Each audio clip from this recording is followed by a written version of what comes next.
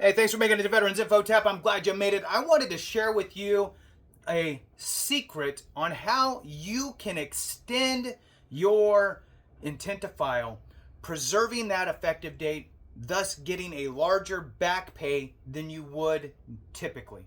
This is very important, and it's an important way to understand how the VA processes your claims, and anybody looking to file a claim should absolutely file an intent to file first.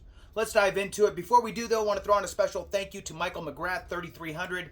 Michael McGrath, thank you so very much for the super comment, super chat. I really do appreciate your support so very much. And with that, let's jump into this. Intent to file. The ITF is an extremely important form. It does two things for you, in my opinion. One, well, let's break it down to three. Three things it does for you. One, it preserves an effective date, which could effectively become the effective date for any back pay that you could receive. That's huge. Number two, it buys you 12 months of time in order to develop your claim. Go get all the evidence you need in order to supply with your claim to ensure that you get the appropriate rating. The third thing that it does is it locks in the rating schedules at that given time, which is important. Today, we have 4 different rating schedules scheduled to be changed, updated. Some of them are not so good. For example, the elimination of tinnitus as a standalone condition means you can't have tinnitus as a rated condition solely by itself. They're going to wrap tinnitus into the symptoms of other conditions. Another bad move would be the idea of removing the 50% rating for somebody who has sleep apnea, who is assigned a CPAP, and if the treatments seem to be working well and they're adequate, you get a 0%. In today's world, you get 50%. That's a huge swing. That's just a couple. The 4 rating schedules that are changing are auditory, respiratory, neurological, and mental health. Those are your 4 rating schedules slated to be updated, changed, and finalized in August of 2025. Now, with that, let's dive back into this intent to file aspect. So, what are the 3 things? Preserves the date for back pay, preserves the date, locking in the schedule of ratings that are in place on that given date, and it buys you 12 months of time to get all of your stuff together. Hit the thumbs up, subscribe, share with a friend, all that good stuff. I really appreciate it. I'm going to share a tip here, a trick about the intent to file to extend that back pay even further. And you might be surprised if you hadn't heard this before. I've only done this a couple times. Out of all my videos, I probably talked about this, I don't know, maybe 3 times. So I hope that you get something out of this and you can share this information with others. So here you are. I'm going to walk you through it. You file your intent to file. You're ready to go. You know you're going to be filing a claim. Intent to files are not scary. They're very easy to fill out. It just the hardest question is, what are you filing for? And it's not specific. Are you filing for disability compensation, a compensation claim, or are you filing for pension? So compensation or pension. If you're filing for compensation, you check that box. You do not need to tell them what things you are filing for. You have them in your head though, but you don't need to say what you're going to file for. You don't need to say migraines, sleep apnea, my bad back, and my bad knee. You don't need to say that. You just say compensation, file it off. Now you got your 12 months.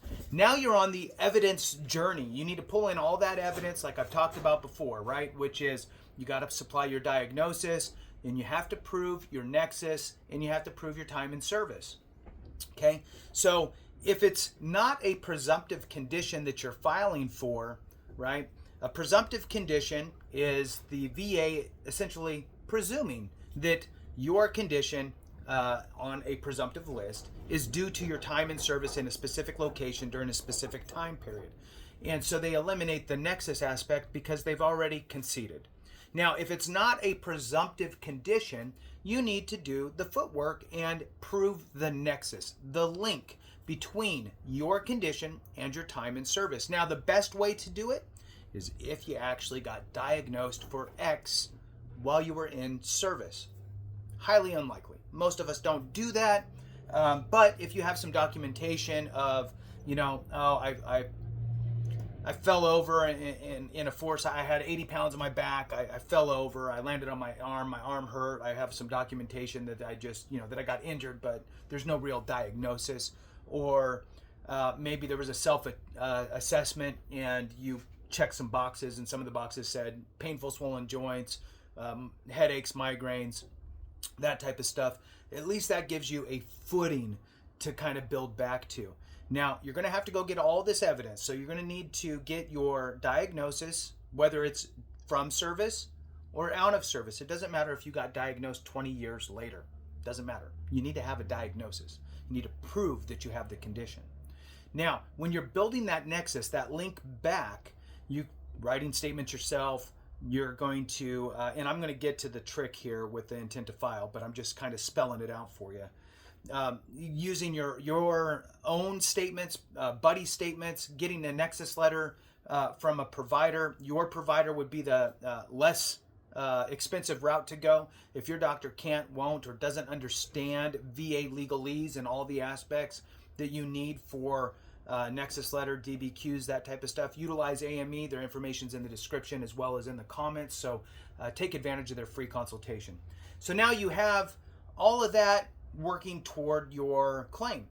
But let's just say, for some reason, life got in the way. Life got in the way. You meant to order your records from your time in service with the SF 180, Standard Form 180, ordering your service treatment records. You went through all that process, but you forgot to do a couple things, and you're missing some evidence. Let's say that you're at 11 and a half months, and your intent to file is going to run out. Here's what you do. You have 7 conditions that you want to file for, and you have proof of everything you need for 2, and you're missing evidence for 5. You know, without a doubt, those 5 are going to be declined, right? Not service connected, out the window. The other 2 you feel good with, you feel they're going to get approved, there's not going to be an issue. What do? What you do is you file for all 7 conditions. You put all 7 conditions down on your claim form. I'm filing for this condition, this condition, this condition, this condition, this condition. You put in all the evidence that you have. It's for those 2. You're missing it for these 5, and that's fine. Now you file off your claim. Now the VA is going to take whatever they take, 6 months to a year, and they come back and they say, hey, we approved you for 2, we declined you for 5, just like you thought was going to happen. But that's okay, because now you have 1 year from that decision to file a supplemental claim. It's kind of like a 12-month extension on your intent to file, plus the time frame they took to decide your claim. So let's just use easy numbers, and just to be super easy. 10 months of your intent to file, 10 months for the VA to process it. Now you have 12 months to file your intent to file, right? Let's say that it took you 10 months to get all the evidence you needed, and finally you got it, and you filed your claim. Well, now it's 10, 10, and 10. That's 30 months.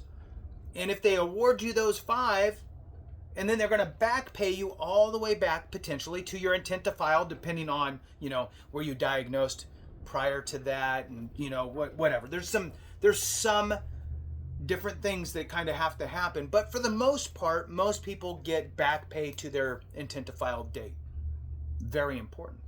30 months. Imagine the other way. Imagine, well, I got enough information for 2. I have the evidence for those. I'm going to file those 2 conditions with my intent to file, and then I'll just file these other ones later when I get everything, and I got to start the process over again. You just lost out on tons of money. Imagine if, just for example, if those 5 conditions equated to, I don't know, let's just say $2,000 a month, right? $2,000 a month over 10 months is $20,000. Over 30 months would be $60,000. Don't miss out. Do anything you can to preserve your effective dates. It is the most important thing that you need to preserve as you're going through the VA process. The VA does not get everything right? They're going to mess up. And sometimes you're going to need to file a higher level review. Sometimes you're going to need to file that supplemental claim. Sometimes you're going to need to push it to the board. And eventually it might click and go back to your favor, and you'll get all of that back pay if you preserve your effective date along the way.